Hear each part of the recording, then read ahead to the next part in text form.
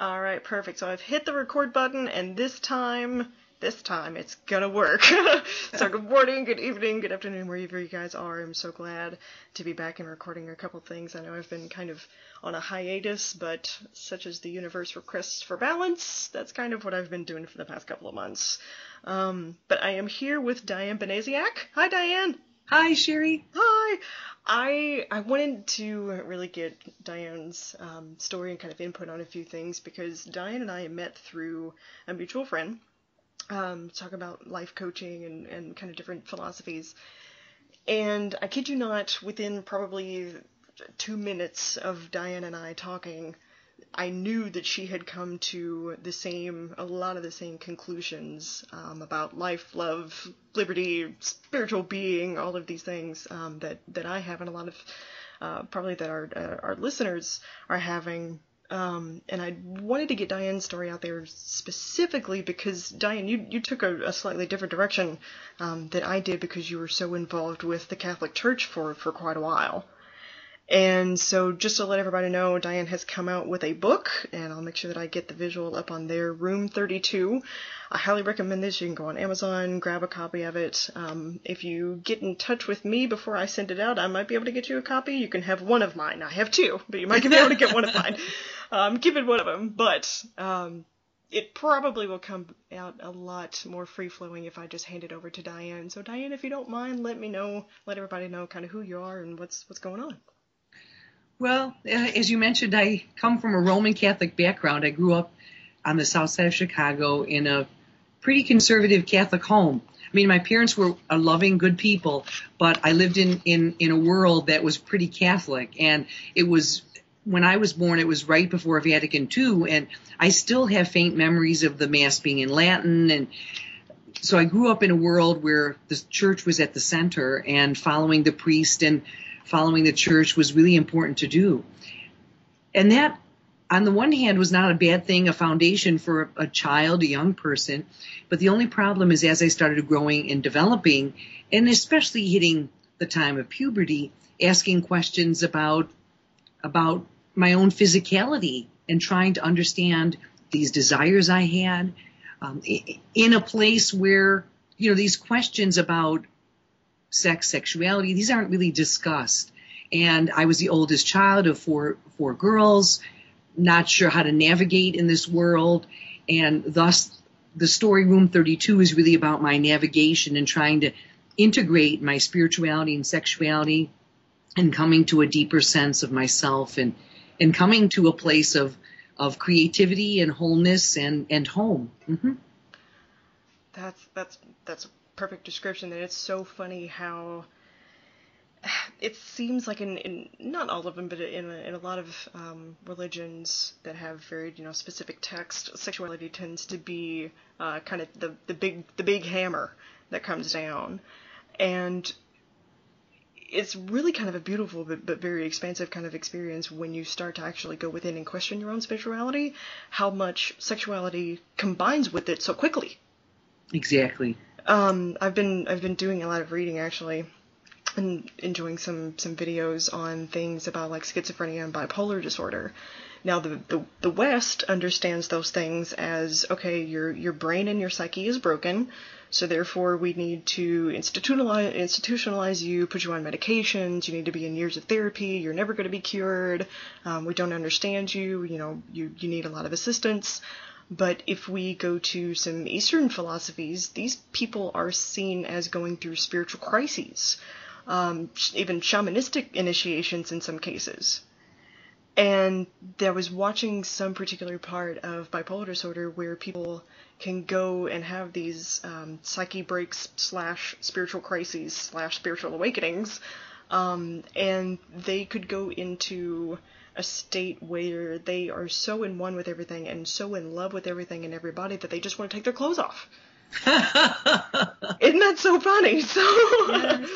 So yeah, okay. So kind of go down the line with me a little bit of, do you feel like being in the Catholicism was kind of a double-edged sword for you? Like it gave you a lot of structure that you needed it when you needed it, when you were looking for it. It gave you a lot of guidance when you needed it and wanted it. but yet it also kind of constricted you and kind of put you in maybe boxes? Oh, yeah, very much so. Okay. I think that, when you're a kid, I think everyone needs some structure growing up. And I can't speak for everyone else because my context obviously was pretty structured. But it's kind of nice to know, where you fit in the whole world. And in the church, there was a real sense of that I belonged. I belonged to someone, to God, to the church, to Jesus. Everything was clear. And so there was a sense of home, if you will. But that was really all external. And part of growing up and growing into adulthood is trying to find that internal place. Where inside me does this resonate, or does this resonate? So on the one hand, although there was a great foundation, when I started to grow and develop and question, I didn't feel in general in the community that there was a lot of latitude because of the doctrines and the dogmas and the way we do things. And now in graduate school studying Catholic theology, there was a lot more leeway, and that's really where I kind of got excited again because obviously in graduate school, you do look at things deeply and on many different levels and from different vantage points, understanding, the cultural context of scriptures and such. Oh, yeah. But I'm over here like shaking my head like, oh, yeah, I remember those days. Yeah. But it depends. So, but in general, in the pew and with my family and with, ordinary Catholics, good, well-meaning church-going folk, I felt kind of obtuse because I didn't feel like I fit. And, these days, obviously, I understand a lot about spiritual development, but not fitting was difficult and wanting to belong. I guess the biggest thing, Sheri, is I really wanted to belong and fit somewhere. But my questions, my bodily, physical desires, all that kind of stuff, I didn't feel like I fit. And so that's really the search, the journey where do I belong? And then coming home to, realizing that I belong to myself first and foremost, Mm-hmm. Yeah, the home is inside. Yeah. Mm-hmm. It's funny too because I think part of where I am and what I've kind of bounced off of other people, it's not just finding that home within, that stop looking for love so much outside of yourself and start building it from within and carry it out, but also this kind of dance between structure versus letting the organic universe take its course. Yes, exactly. And Exactly. I think you hit it really well. Of we are social creatures for the most part. We want to feel like we belong, that we're accepted, that we're allowed to be ourselves. But at the same time, we want ourselves to be whole and transparent, and for that to be okay.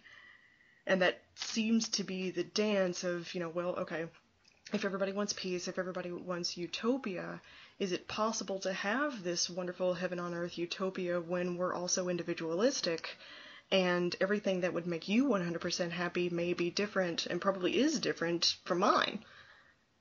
Exactly. Yeah. It's interesting what you're bringing up there is how do we all get along given the fact that we may come to different conclusions. Mm-hmm. And I really think that's what's exciting.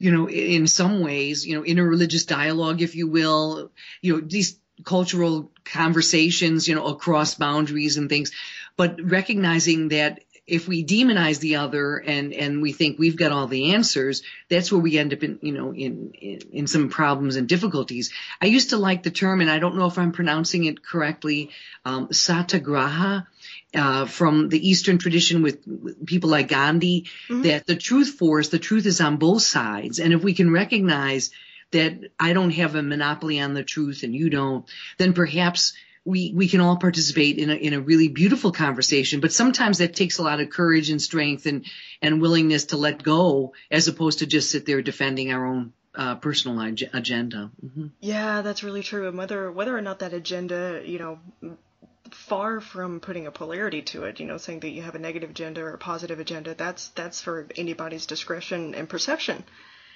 And at this point, I think a lot of us are really trying to embody the idea that perception really truly is reality. And your perception of your world and your truth may be different from mine, and that somehow we're playing this dance to make that okay and to co-create and build something together. Wow, that's big. No, you're right on. You're right on. That's, if we talk about each person's perception, that's the way I see through the lenses, through my own eyes, through my own experience is what I claim to be real. But your experience and what you've gathered through your lenses might be very different.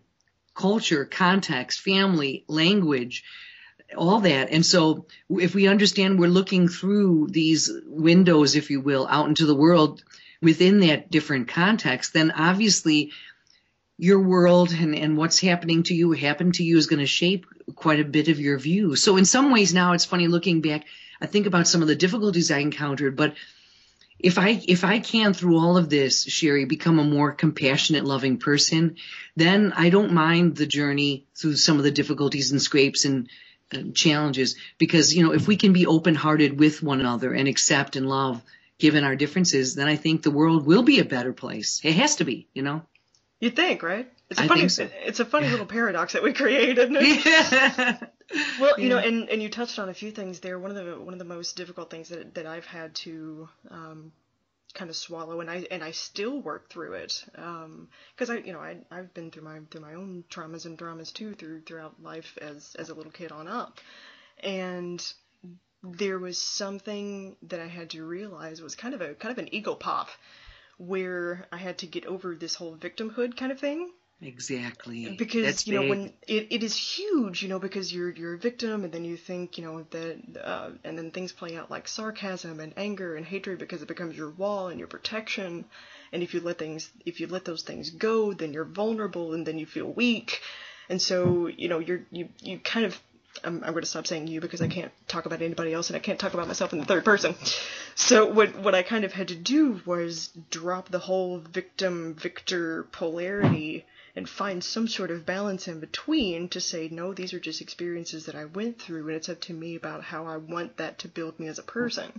Yeah, that's really true. That's good. And you said something really, what brings that up for me is you said a really cool sentence in your book, was, I know that my happiness and joy have everything to do with my ability to embrace my sorrow and loss, and I realize that I cannot have one without the other. And I love that.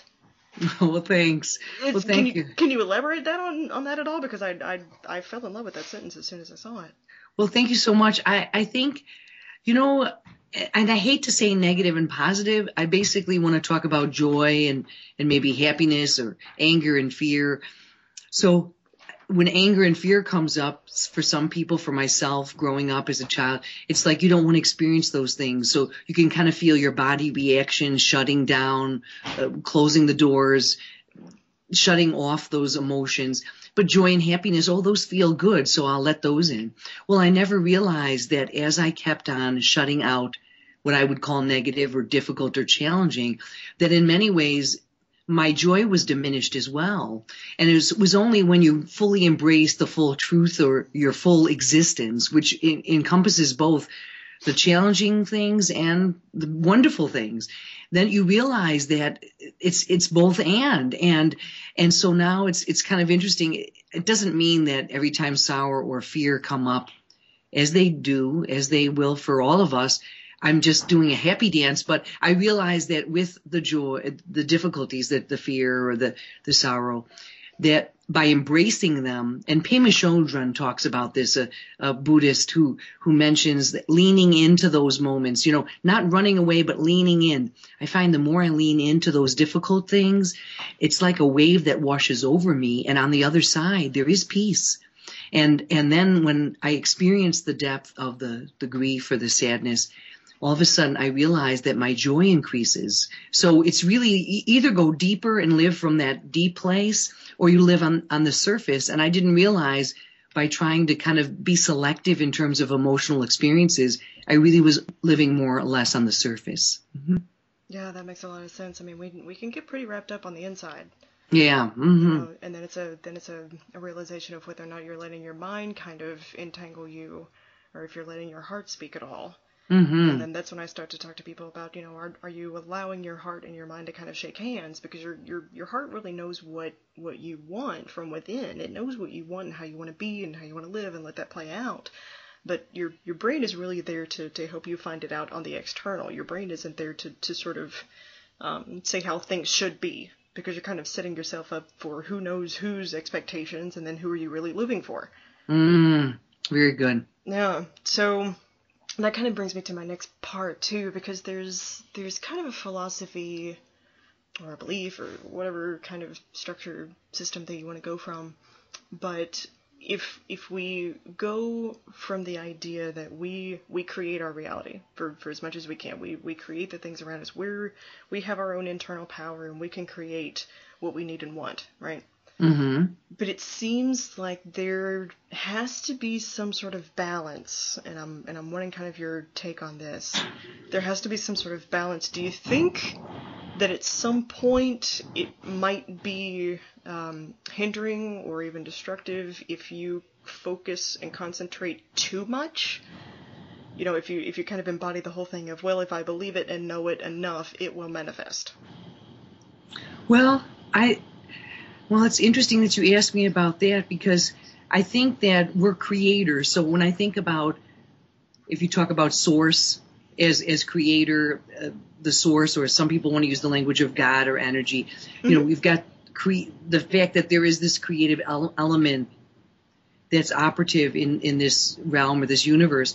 Well, we participate in that creative realm. So it's kind of hard not to exist and not to create, because in everything we're doing, we're creating. I mean, any thought is creating something, which creates a vibration, and it just is. So you could create something physical like a book, you can create thoughts, you can create anything. So I think that's by nature who we are. The question, I think, for me, and I don't know if I'm addressing yours particularly, is if you focus that on something specific, what about that? Well, I think that with life, or with every season that we live, 7, 10, 12, 18, 24, there's always something new that catches our eye. And so in a sense, we're always in the process of kind of chasing something. The only problem is if we're always chasing or always going after the next, are we living in the now?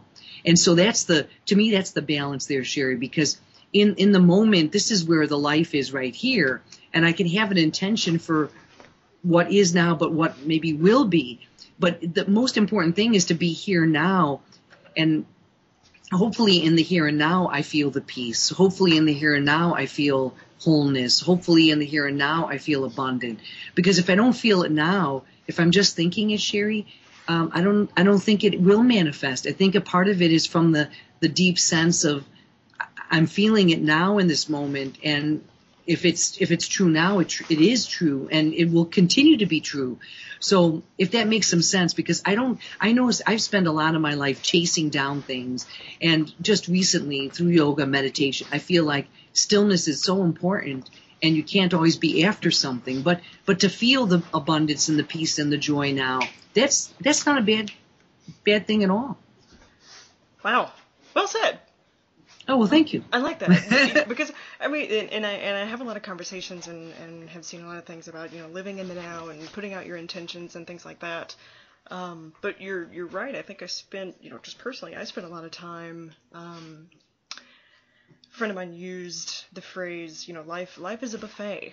Pick what you want and really, really explore and everything. And I did, but I think I found myself almost running down the buffet line and not actually eating. You know what I mean? Like, I kind of looked down and I was like, oh my God, I'm really hungry. I've been running down this buffet line of life and I've been exploring and going everywhere, but what have I really taken in? What have I actually consumed and made a part of me and let go and all of those things. And so, yeah, at some point there is some sort of balance to go, okay, well, I know this is true and I'm going to help control and make it that way. But at the same time, I need to know that I'm here right now, and I will take what is around me, because what is around me is what it is.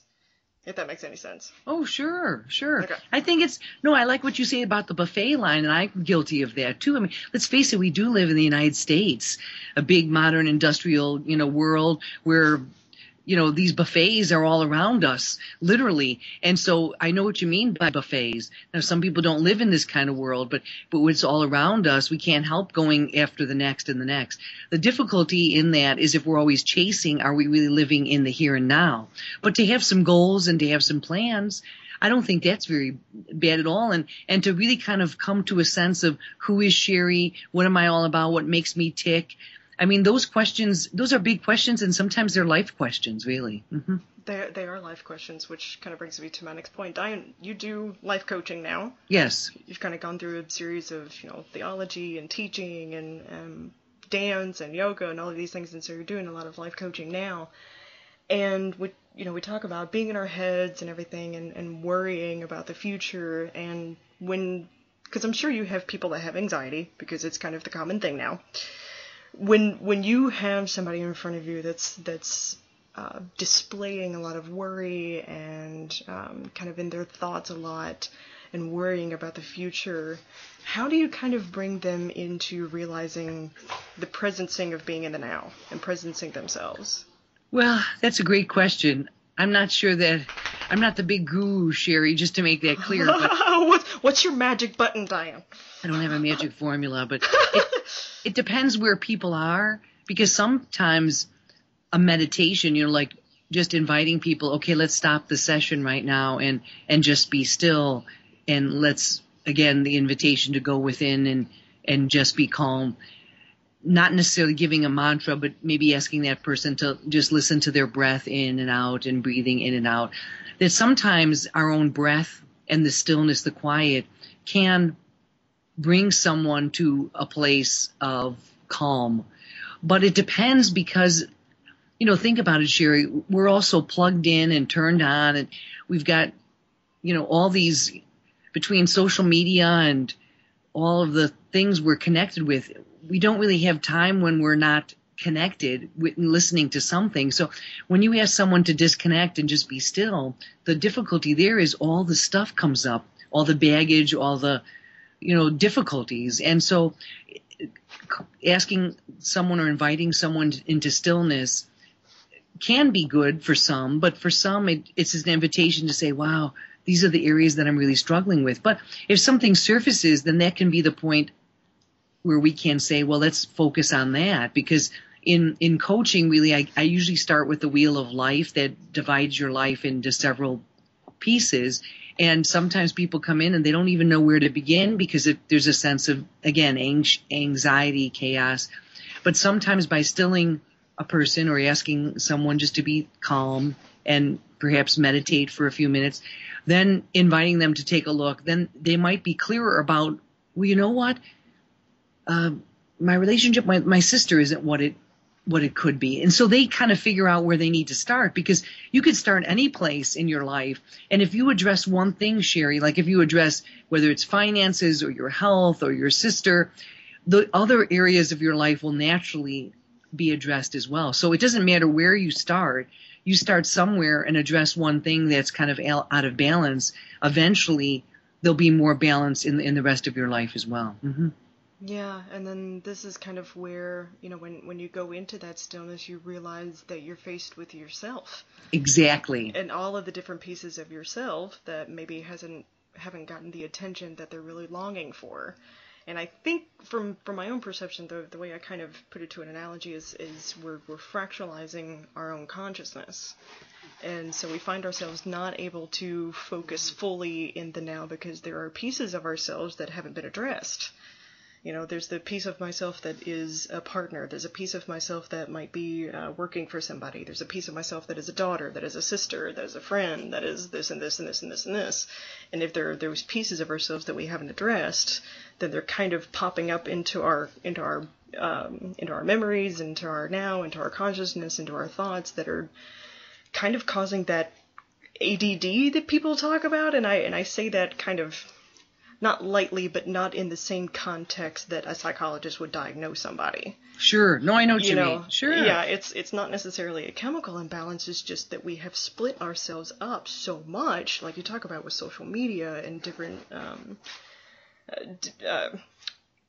what do we call them? Different stimuli around us, that we start to fractalize ourselves, and we need so desperately to allow ourselves to give ourselves that stillness. Exactly. Mm-hmm. When I went, one of the things that I love so much about going to Morocco, when I got off the plane, it felt and kind of looked like what it was like to be on summer vacation at home when I was a kid. Because there wasn't the social media, there wasn't nearly as much as the commercialism, there wasn't television, there wasn't all of these things, and you could kind of just be, so it was almost like the layers of the buzz and the stimuli weren't there. Wow. And you really are faced with yourself. There you go. And how you deal with reality right then and now. So no, I know what you mean. That's good. Yeah, that's good. Yeah.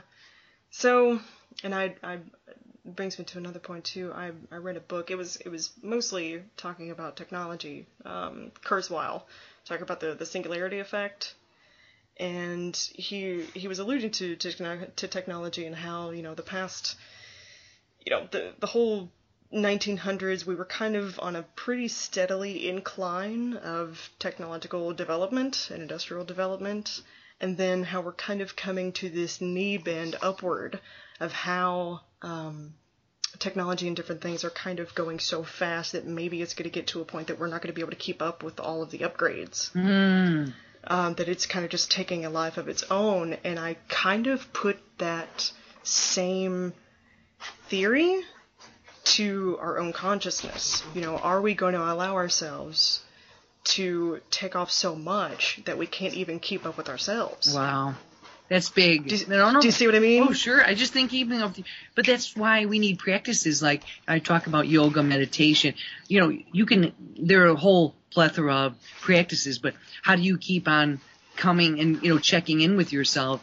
For a while I did here at the house artist workshop where we're doing the artist pages that Julia Cameron talks about. And even just writing can kind of really bring you back to yourself. So we all need practices that bring us back, because if we get ahead of ourselves, it's hard to do the catch up. It's hard to put it all together. But yeah, I like what you're addressing there. Sure. Mm-hmm. Yeah.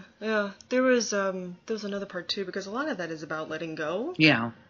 Just what is baggage, what is no longer serving you in a very good way, because we create the neural pathways in our minds, quite literally. In a physical way, we create the neural pathways in our head based on our experiences. And it's kind of like computer programming with if-then scenarios. Oh, sure. If I see this person, they make me feel this way, and so therefore I'm going to react like this, and so it becomes if-then thus. But the cool thing is that we can recode those things.